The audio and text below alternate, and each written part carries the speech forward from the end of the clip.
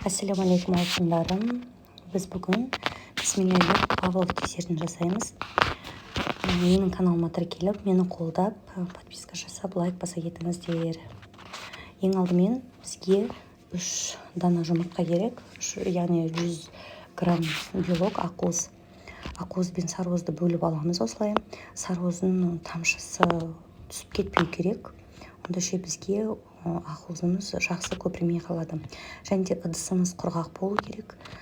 Негізі темір ыдыста, не болмаса әйнек ыдыста жасағанда өте ыңғайлы.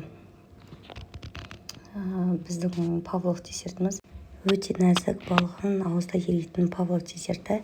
Балерина Анна Павлованың гастроль сапарында Австралия және Жаңа Зеландияда болған. 1926 жылы гастролінде осы кісінің атына берілген екен. Алма сірке суы керек болады. Бір шай қасықпен, кішкентай қасықпен саламыз. Содан кейін өстіп ақырын көпірте бастаймыз. Және де ең алдымен біз қантты осы тұқымға тұрып шым-шым тұз себеміз. Содан кейін осылай алма сірке суын қосқаннан кейін ақырын миксерімізбен қосып араластыра бастаған кезде кішкене көпіріп бастайды біздің ақуызымыз. Сол кезде қантымызды 3-4 бөлікке бөліп саламыз.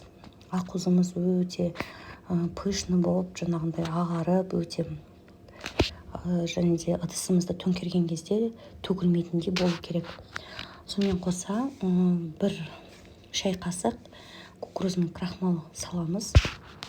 Кукурузный крахмал салғаннан кейін жақсылап тағы 1-2 рет араластырып аламыз.